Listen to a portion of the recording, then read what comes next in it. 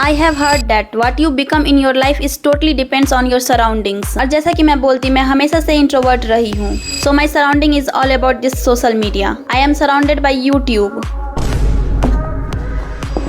हाँ, तो मेरी कहानी स्टार्ट होती है क्लास 10th से. मैं 10th तक एक टॉपर बच्ची थी. सब ठीक ही चल रहा था. उतनी भी हैपनिंग नहीं रही है मेरी स्कूल लाइफ भी. और फिर मेरे फैमिली में मोस्ट ट्रेजेडी एक्सीडेंट हुई. जैसा कि सब जानते हैं, मेरी बड़ी दीदी थी, बट समहाउ वो अब नहीं रही. और ये सब उस टाइम हुई थी जब लोगों के करियर बनते हैं. 11th and 12th the whole point of your studies. और एक रीज़न ये भी रही है मेरे चुप और शांत रहने की. मैं बच्ची थी, रिस्पॉन्सिबिलिटी क्या होती मुझे नहीं पता था. मैं बहुत बदमाश, गुस्से वाली और जिद्दी बच्ची थी. पर लाइफ में इतनी जल्दी इतना कुछ फेंक के मारा, बचपन की उम्र में ही बड़ी बन गई. जहाँ लोग टीनेज एज में मज़े कर रहे होते हैं, वहाँ मैं अपने रिस्पॉन्सिबिलिटी से लड़ रही थी. दीदी की तबीयत बहुत बिगड़ गई थी. अचानक से घर की रिस्पॉन्सिबिलिटी, दुकान की रिस्पॉन्सिबिलिटी मेरे पे आ चुकी थी. उस टाइम कुछ समझ नहीं पाई, बस जो चल रहा था झेल रही थी मैंने कभी अपना ट्यूशन स्किप नहीं किया.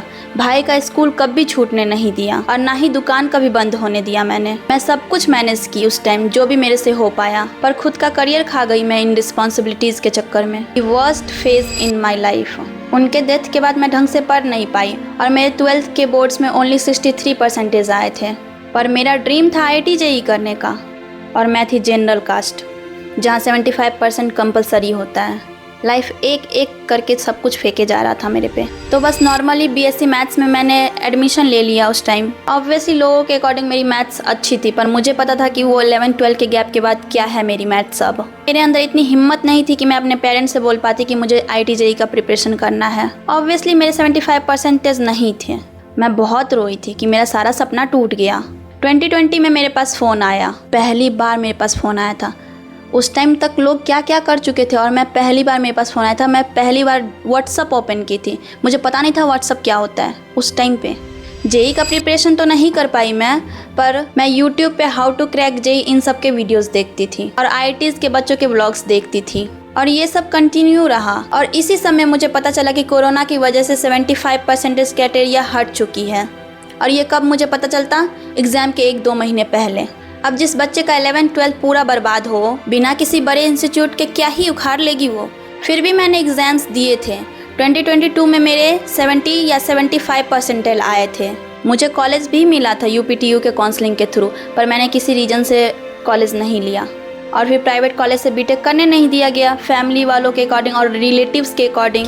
फिर मैं अपना ग्रेजुएशन ही कंप्लीट की. और मैं जो वो बोली थी कि मैं IITs के व्लॉग देखती थी, JEE वालों के व्लॉग देखती थी, वही मेरे लाइफ का सबसे बड़ा मैजिक है. उन्हीं सब के वजह से मैं आज ये सब कर पा रही हूँ. 2023 में मुझे IIT JAM के एग्ज़ाम के बारे में पता चला. फिर मैं सोची 1 ईयर का गैप ले लेती हूँ. मैं दरभंगा गई, खुद से खाना बना के PW से ऑनलाइन प्रिपरेशन किया मैंने. पर वही है ना, ये 11-12 का गैप मुझे हर जगह फंसाया है. मेरे कुछ समझ में नहीं आया, फिर भी मैंने किया. इन द एंड मेरी तबीयत बहुत ज़्यादा बिगड़ गई. मैं घर वापस आ गई और जैसे तैसे मैंने एग्ज़ाम दिया. Again failed. और इतनी डर गई कि मैंने CUET PG का एग्ज़ाम नहीं दिया. और फिर स्टोरी यहीं से चेंज होती है. मैंने सोच लिया मुझे कैसे भी करके घर से बाहर निकलना था. मैंने ज़्यादा रिसर्च नहीं किया और बस पहुंच गई इस कॉलेज में 2024 में, घर वालों से इतना लड़ झगड़ के, क्योंकि दीदी के डेथ के बाद कोई नहीं चाहता था कि मैं घर से बाहर निकलूं. पर मैं निकल आई और यहाँ आके रियलिटी हिट हुई. लोग बहुत अमीर निकले और मैं एक middle class small town girl. ये अमीर बाप के बच्चे मुझे समझ नहीं पाया और ना मैं उनको. अब ये वीडियो एडिटिंग की मेरी स्टोरी लिंक है उन वीडियोज से जो मैं देखा करती थी. मैंने बहुत ही ज़्यादा व्लॉग्स देख लिया. फिर मैं सोची कि मैं भी स्टडी व्लॉग बनाऊंगी. तो मैं 26 सितंबर 2022 में मैंने अपना पहला स्टडी व्लॉग बनाया था. मेरे YouTube चैनल पे मिल जाएगा. फिर मैंने दरभंगा में भी व्लॉग कंटिन्यू किया था 2023 में. और उन्हीं JEE वीडियोस के थ्रू मुझे मिला आकाश मजुमदार की वीडियोस. मैं उसके वीडियोस की फ़ैन हो गई. फिलहाल वो मेरा क्रश है. अभी वो बहुत बड़ा क्रिएटर है. और इन्हीं सब से मुझे तरुण स्पीक्स की भी वीडियोस मिली थी. मैंने उसकी वीडियोस देखी और पता चला उसने एडिटिंग का कोर्स लॉन्च किया है, the top editing cohort in India. और क्या, मैंने एनरोल कर लिया. अगस्त 2024 में जब मैं इधर आई थी, मैंने आकाश मजुमदार, तरुण स्पीक्स, सांखो कुन, रूसी काले, नरेंद्र राज, इन सब के वीडियोस देखे और उनसे मैं बहुत ज़्यादा इंस्पायर हुई हूँ. उन सब के वीडियोस में एक ही चीज़ मुझे कॉमन मिला. सबके कॉलेज लाइफ बहुत ही हैपनिंग रही है. उनके फ्रेंड्स ग्रुप बहुत ही अच्छे रहे हैं. बहुत प्यारे लोग थे वो सब. वो लोग 10-10 घंटे काम भी करे थे और ट्रिप्स पे भी जा रहे थे. तो बस ये सब देखते देखते मैंने भी यही शौक पाल रखे थे। इस कॉलेज में आने से पहले मेरे भी यही सब सपने थे, अच्छे लोगों से मिलूंगी, अपना यूट्यूब चैनल ग्रो करूंगी, पर कुदरत का फैसला कुछ और ही था। First day of my college और मैं सिंगल बच्ची थी। Reality hits hard. मैं हिल गई। मैंने इतने सारे सपने देखे थे, मैंने इतना कुछ झेला अपने लाइफ में कि अब मेरी शायद लाइफ अच्छी हो जाएगी, पर सब उल्टा हुआ। इस कॉलेज ने मुझे एक और ट्रॉमा दे दिया। मेरी क्लासेस कभी नहीं हुई क्योंकि मैं सिंगल बच्ची थी। हाँ, एक लड़का आया था बाद में, पर उसका कोई अता पता नहीं। इस कॉलेज ने, इस सिस्टम ने स्कैम किया मेरे साथ। मेरी ज़िंदगी में तूफान मचा के रख दिया। मुझे अपना मैथ्स ठीक करना था, नेट का प्रिपरेशन करना था, पर कुछ भी नहीं कर पाई मैं। और अब बस 3 महीने ही रह चुके हैं इस कॉलेज का, और बस रिग्रेट है मेरी लाइफ में। एक भी फ्रेंड नहीं बना पाई जिसके साथ मैं घूमने जाती, साथ में पढ़ाई का डिस्कशन करती, अपने वीडियोस के बारे में बात करती, पर ऐसा कुछ भी नहीं हुआ। मेरा 2 साल इस कमरे में अकेले अकेले बीता है। मैं बस रोती रहती कि मैं कोई फ्रेंड नहीं बना पाई। 3 टाइम खाना खाने जाती उन 1000 बच्चों के बीच अकेले।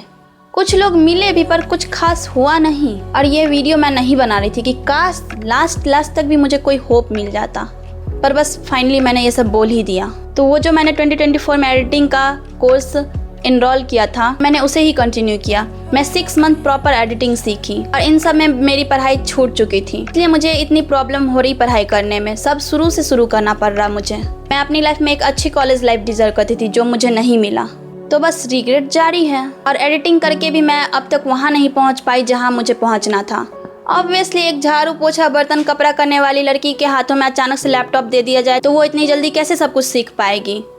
बस मुझे टाइम लग गया सब कुछ करने में। हाउ टू मेक फोल्डर से मैंने स्टार्ट किया था, यूट्यूब से देख के। वो भी मुझे बस लैपटॉप ऑन करने आता था और कुछ भी नहीं, पर मैंने किया, सब कुछ किया। और ये सब बातें मैंने किसी से शेयर नहीं करी। मेरे पास 2-3 बहुत अच्छे फ्रेंड्स हैं और मेरे बहुत प्यारे कजन्स हैं, मैं उनके लिए बहुत ग्रेटफुल हूँ, पर मैंने किसी से शेयर नहीं किया ये बैक स्टोरीज़। और मेरे पास कोई बॉयफ्रेंड नहीं है, मुझे चाहिए भी नहीं। तो मेरा पहला प्यार और जो भी है मेरा प्यार, सब कुछ ये मेरा वीडियोस है, इसलिए मैं इतनी ऑब्सेस्ड हूँ इससे मैं बहुत ज़्यादा कनेक्टेड हूँ। और आप लोग को क्या लग रहा है मैं इतनी स्मूथ स्टोरीज कैसे सुना पा रही हूँ अपनी? मैंने सब सीखा है। मुझे लिखना बहुत पसंद है। घंटों मैं खुद के साथ बैठी हूँ और खुद की स्टोरीज को फ्लैशबैक किया मैंने, तब जाके मैंने ये सब लिखा है। तो बस ये मेरे जर्नी का स्टार्टिंग पॉइंट है। अब मैं कोई भी रिग्रेट नहीं रखना चाहती अपनी लाइफ में। अब मैं अपनी एक अलग पहचान बनाऊंगी। फिलहाल आज के लिए इतना ही। Bye bye, Radhe Radhe.